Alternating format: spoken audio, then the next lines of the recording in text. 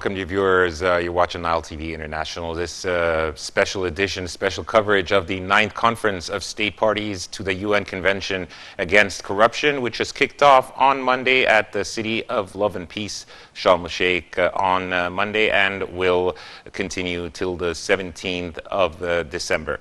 And this conference, which is held every 2 years, is one of the world's largest anti-corruption gatherings and brings together people from member states, parliaments, intergovernmental organizations, civil society, as well as the private sector. And to shed more light on this very important conference taking place in Egypt, the Anti-Corruption UN Convention Anti-Corruption Conference, we're most delighted to be joined over the phone by Dr. Ashraf Singer, Professor of International Relations. Good afternoon, sir, and thank you so much for joining us on this special coverage and this special edition highlighting the 9th Conference of the UN Convention Against Corruption. Professor Ashraf, do you have my voice? Oh, yes. Good afternoon. Good afternoon. Thank you so much, sir, for joining us. First of all, I'd like to start our conversation by highlighting the remarks made by His Excellency Prime Minister Dr. Mustafa Madbouli, as he said that this conference is considered an international testament of Egypt's successful role in tackling many issues by backing a rapprochement of viewpoints and consolidating of ethical values. Your take on this, sir? Actually, his speech today was very clear that, corruption gonna to undermine the development and prosperity of Egypt and any country. Actually, they create collective action against corruption as a phenomena all over the world. Egypt's, role was really significant since, President Sisi signed the strategy to fight corruption by different tools to let the government have that strong control to fight corruption, which is really, negatively impact on human rights and reduce all the success of development, which has really occurred last 7 years. So his speech was very clear to show that how Egypt really did that for I would say, the sake of people of Egypt and protect, the prosperity and improve the quality of life for Egyptians. Yes, also Dr. Ashraf, the Prime Minister has said in his opening remarks of the conference that the 5-day conference will hopefully produce decisions that can help make the world more interconnected and usher in a better future where stability, security, development, and prosperity are established for all nations. Your expectations, sir, for the recommendations or the outcome of this very important conference, bringing together, as I mentioned, member states, members of parliament, civil society, the private sector, all those aspects of the community coming together to combat corruption. Your expectations, sir?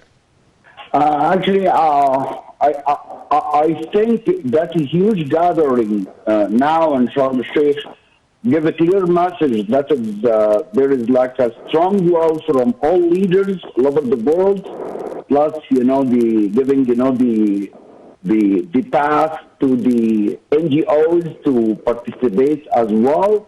So all these efforts gonna to produce, I would say, the agenda that United Nations can really utilize this agenda for future and improve the procedures that the government can really execute all the measures to improve the anti-corruption. So I think, all the countries and leaders, either physically or through the video conference, they agreed about, improving all the steps and procedures how to fight corruption. And Egypt as a role model now, taking a huge step towards fighting corruption through all the efforts, personally from the President Sisi and his government, and of course, Dr. Madouli, in his speech, really clarify Egypt policy towards anti-corruption. I'm sure after this meeting, they're gonna to have a clear agenda. United Nations can really utilize for future procedures for different countries how to fight corruption, because it's really bad for development, reducing, the quality of life of people, and taking actually from the quality of services that people really expected to receive from the government, not only in Egypt, but also all over the world. Dr. Ashraf, how do you see the national strategy adopted by the Egyptian government and endorsed by His Excellency President Fattah al-Sisi to combat all sorts of corruption by all means? For instance, the digitalization of the government services, the digital transformation that Egypt is witnessing, also capacity building and mobilizing youth who are at the core of this 100 million population? This is a very good question. Based on the strategy which endorsed in for 2019 after 2022, which based online the foundation of a society and understanding the dangers of corruption and how to reject it. That level of corruption in Egypt and all over the world. Of course, it's really very very crucial. Egypt government, and through this strategy, gonna to support, the administrative body or level that really improve the value of transparency. And actually, this is what President Sisi and Prime Minister of Egypt really achieved to increase the value of transparency and integrity. To improve and reach that level of effectiveness for Egypt government and the body of the administrative to fight corruption. I think that strategy started last month. Like Cairo University, held a kind of training to let the students interact with the body of that strategy, so the future students gonna to be future employees in Egypt administration body. So this is good. And the second, improve the techniques for all people really oversight corruption and different administrative and different executive level. So I see that Egypt and President Sisi really didn't hesitate to offer all tools to help, the administrative body to control, that level of corruption and fighting corruption. And I think this strategy was very clear. It takes also support from the President Sisi and the government, or the Prime Minister Madouli.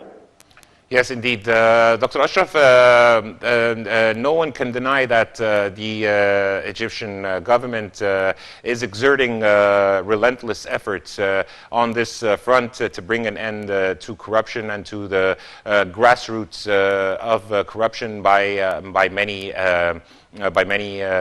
efforts.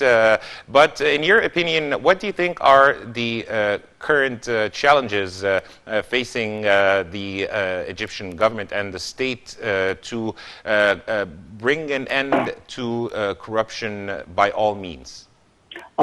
Takes actually this kind of fighting corruption to side legislation side, which is the Egyptian Parliament really moving towards to improve all level of legislation that can really tackling what the new tools for the corrupted people can really steal the public funds. So this is one of the good steps. Second, offer kind of degree of training for all staff that can really understand the new techniques from these corrupted guys. Of course, we cannot really prevent them 100%, but at least we can really stop a significant amount of money that can really taking from the state revenue. And third, offer the new technology can really help them to oversight what is going on, since the state give the fund for the ministers. So basically that kind of techniques and technology with these kind of offered legislations and the training and the techniques. And I think this is can be like a very nice combination from the role of President Sisi and the Prime Ministers to take that actions and improve that degree of transparency. And of course, this is going to increase the level of Egypt compared to the other countries. And basically, this is can really open Egypt's arms to receive international investment or direct foreign direct investment, and it's very crucial to the Egypt development.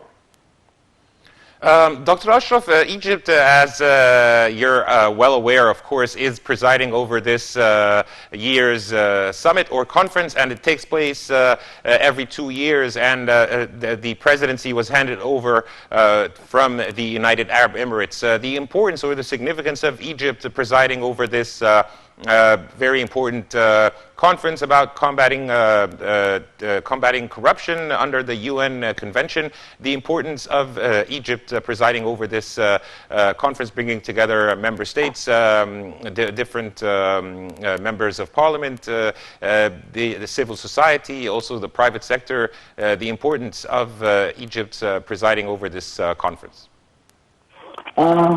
Of course, the gathering that number of state actors and non-state actors in Egypt, it's very significant that the role of Egypt government is very clear to do what is best to fight corruption. And I would like to mention also about, the ambassador, of Egypt in United Nations, New York, Ambassador Osama, when he really stressed, internationally during his speech that, celebration of International Anti-Corruption Day is an opportunity to affirm our commitment towards preventing and combating corruption at all levels in order to achieve substantial development goals. What really I can really read from this, from his speech, Ambassador Osama in New York, and now completing, what I can really see the echo here in Sharm el-Sheikh is a very clear message domestically and internationally that Egypt complete what was really done in Emirates last 2 years and now in Egypt, and I'm sure after 2 years from now, the new location, you can really see a kind of interesting improvement about, the future agenda and how to execute what all the participants today in Sharm el-Sheikh for future policy or implementations can really achieve the goal of Egypt and goal of United Nations to fight corruption. And this is very important meeting because of the number of people coming from all over the world. President is virtually or physically, and the number of NGOs really very significant. I'm sure they can really produce a very interesting agenda how to implement and produce more effective way to fight corruption. Indeed, Dr. Ashraf. Speaking about the participation and diversity To what extent do you believe the exchange of views between all the participants, whether physically or virtually, we can better off from this exchange of views? It is really interesting. We can really open lots of ways to increase the number of participants, either virtually or physically. And I think this was really a great strategy by the guys who really decided to organize this meeting and conference to fight corruption. Different backgrounds from different countries, from different NGOs, very significant that we can really see their outlook, what's in their mind, and of course, United Nations is dealing with different countries, different culture, and fighting corruption in different countries can really produce like different strategies. But by the end, we need to stop that, even though some theories really can really allow little bit corruption to increase economic growth, but this is cannot really accepted in every country. You need really to promote the economic growth, but not really giving kind of legitimacy to the corruption tools. So what I can really see is that all the guys who are gonna to produce an effective agenda to fight corruption.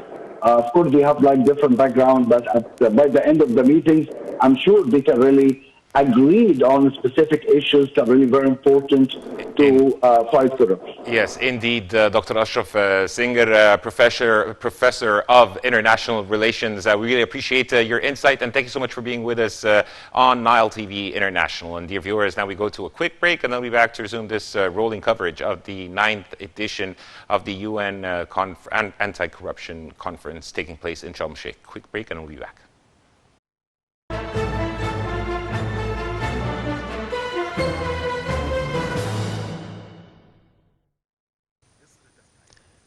Egypt prepares to host the conference of the state parties in the United Nations Agreement for Combating Corruption.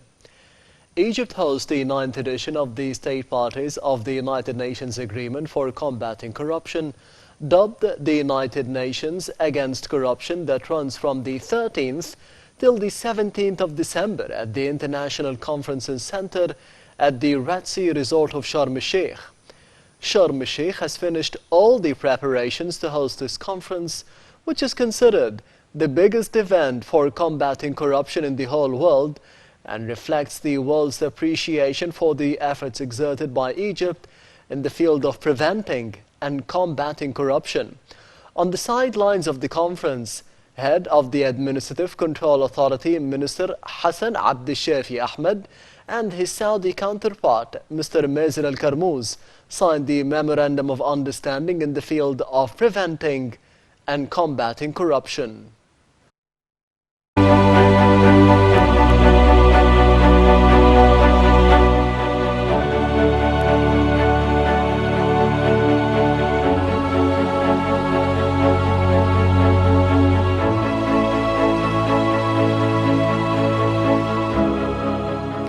Welcome back, dear viewers. Still watching this rolling coverage and this special edition shedding the light on the 9th conference of the UN Convention Against Corruption. And now we're most delighted to be joined over the phone by Nile TV's very own Hani Farag, who's joining us from the Red Sea Resort city of Sharm el-Sheikh, and as he's attending the conference to tell us more. A very good afternoon, Hani, and thank you so much for joining us. Thank you, Karim. Thank you to all our viewers.